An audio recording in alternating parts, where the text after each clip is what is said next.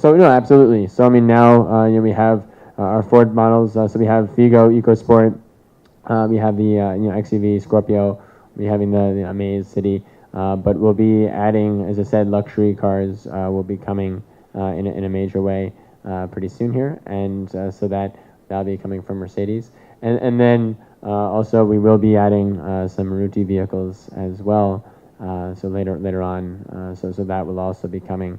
So now, in terms of other car makes, so the ones that will be coming up will be some more sedan type vehicles later on. So certainly looking closely at a couple of others. So yeah, I would expect that base now of sort of 5-6 different makes primarily to go closer to 10 in the next couple months. So what we see interestingly is that all of them do pretty evenly well. So the SUVs are certainly extremely popular on the weekends, as you might imagine. The compacts and the sedans are a little bit better during the weekdays, in the sense that I think it conforms to what people are doing with the car, and you find a lot more outstation travel happens on the weekends, and a lot of that tends to gravitate towards SUVs. But it's not a hard and fast rule, and so as I said, it's pretty evenly distributed across the week. Yeah, so we have that's interesting. So thanks for pointing that out. That's something in Bangalore. We don't have that here in Hyderabad yet. In fact, there's some permitting issues around the Nano that we're still trying to work out with the Telangana government. But the Nano has done extremely well for us in Bangalore, in fact. So we have 50 Nanos.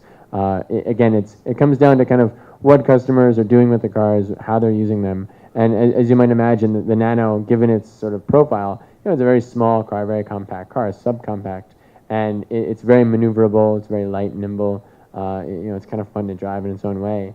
It's of course also very, very cheap relative to the other cars in the segment because of the inherent costing. So it's always been a big hit for us with ladies, with university students, and some other cost-conscious folks. Because it is, again, the drivability of it. It's very easy to maneuver. So yeah, I think that'll continue to do well. On the Reva, the E2O front, that's something that we only have a couple of those in our fleet, but it is something that has consistently done well for us. It's a car, though. Keep in mind that the way it's designed, unfortunately, right now, it's not a car that's really built to scale in a fleet such as ours, because the reality is it takes about 5 hours, sometimes 6 hours, for the battery to charge in full.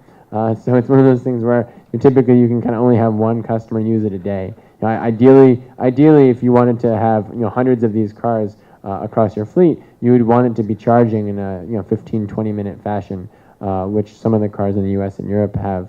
So Mahindra is working on some technology there and some fast charging technology. So I think as soon as some of that gets piloted and deployed, we could consider taking more, because there's certainly a demand from the customers. The other thing is the price of the car itself. When you have a car that's 7 lakh plus, it's not necessarily the best fit, and it kind of reflects itself in some of their sales. But the car itself is a good profile. Oh, so yeah, there's always challenges to every business, but I think for us, one of the things that we always focus on really closely is the condition of the cars. So the reality is that a lot of different folks, a lot of different people will drive the vehicle, right? So you need to make really sure that you're taking great care in terms of your servicing, in terms of any sort of unscheduled maintenance events that come up. You can't neglect that. And so that's something where some of the cab guys, so some of the folks that come into the market, so not to name names, but guys maybe in 2007, 2008, 2009, they took a very different approach to maintaining their vehicle. And so I think what the lesson learned is that you really need to look out for that and preemptively strike when something is potentially there. And so as long as you do that, and as long as you're sensitive to it, mindful of it, it's okay. And then I think also over and above, you always want to take security measures. So we have very robust GPS tracking in all of our every single one of our cars, every single one of our makes. So we have a lot of software that we've built and developed around that to keep the cars safe, to keep the passengers safe, and so that's something that we'll continue to do. No, zero. So we've seen now, in terms of bookings, we've done thousands and thousands and thousands upon bookings, and we've never faced one theft or attempted theft, and we don't anticipate that coming. Designed from from the bottom up to be extremely user-friendly and simple. So we have everything done on a time-based model. So as opposed to a distance-based model, which is what you typically see with the radio taxis or other chauffeur segments. So we keep it simple. So you can rent by the hour, by the day, by the week, or by the month. These 4, 5, 6 hour bookings, 1, 2, 3 day bookings. Those are very, very common. And so we price it each vehicle make, which sort of logically would make sense, where a Figo will have a different price tag as opposed to an XUV. And so starting off, the Nanos, which are in Bangalore, are at 19 bucks, but here we're starting off at 80 bucks an hour on the Figo, all the way up to closer to 200 bucks an hour for a larger vehicle on the weekends, like for an XUV, let's say.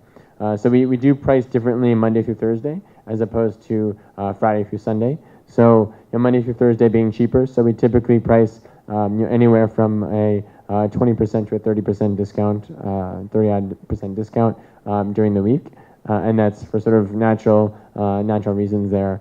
We've consistently charged along those lines. And so one other point that's worth mentioning on our tariff is that, as I said, it includes, of course, insurance, tax, and fuel, but then also you have a certain free kilometer allotment. So for each hour that you book, you get 10 free kilometers. So for one day, that means one 24-hour day, you have 240 free kilometers.